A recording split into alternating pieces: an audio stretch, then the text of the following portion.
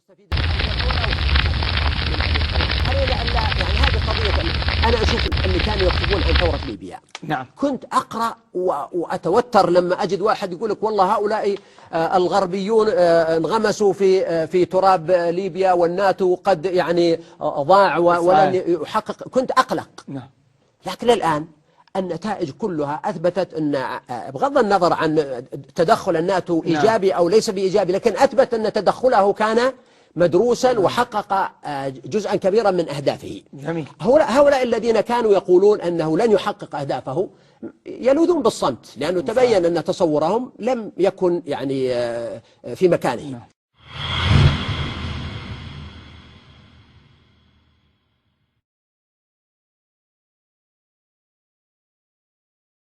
السلام عليكم ورحمة الله وبركاته. مساء الخير، أخوكم من مدينة طرابلس. أقول يا أخوانا في السعودية، يا أهلنا في السعودية، احمدوا الله عز وجل، احمدوا الله عز وجل والذي رفع السماء أنكم في أمن وأمان. والله ليلة وتحت عبد حبشي، ولا ليلة وتحت فتنة. والله يا أخواننا في السعودية، والله أنا ناصح لكم. والله في أيام معمر الكافر كنا يعني من الشرق إلى الغرب نذهب ببطاقة شخصية. والله كنا نذهب ببطاقة شخصية ولا يكلمنا أحد.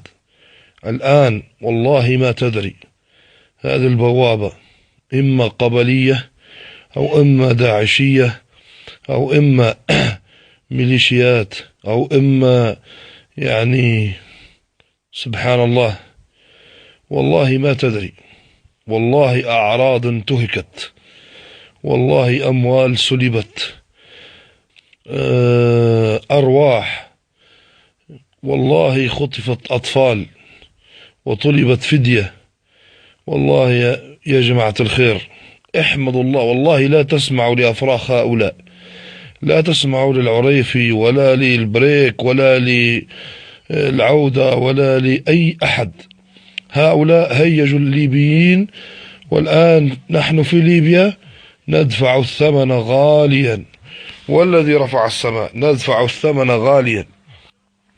لا تستمعوا إليهم. والذي رفع السماء الآن العامة في ليبيا كرهوهم كره العمى، والذي رفع السماء. الآن الكهرباء يقطع صيفا وشتاء.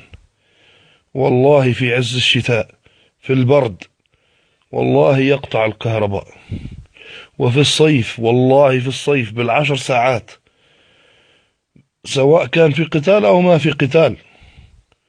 هؤلاء إذا حكموا البلاد والله أخربوها.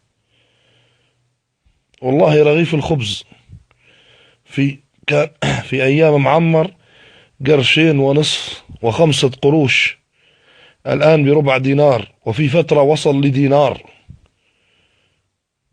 والله لا، في فترة البنزين والله العظيم الطابور كيلوات على البنزين.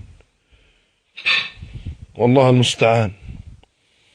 والله تنام جائع وتنام كذا، وتحتك رئيس وتحتك ولي أمر وقيادة، خير من أن يعني ما في رئيس ولا ما في شيء. قال العلامة محمد بن صالح العثيمين رحمه الله: بل تشهد أيضا شهادة واقعية أن أولئك الذين يخرجون على أئمتهم بحجة أنهم يريدون أن ينتصروا للإسلام وأن أئمتهم على الضلال والكفر، نرى أن الحال تنعكس وتكون أسوأ بكثير مما سبق. ولا حاجة إلى التشخيص والتعيين.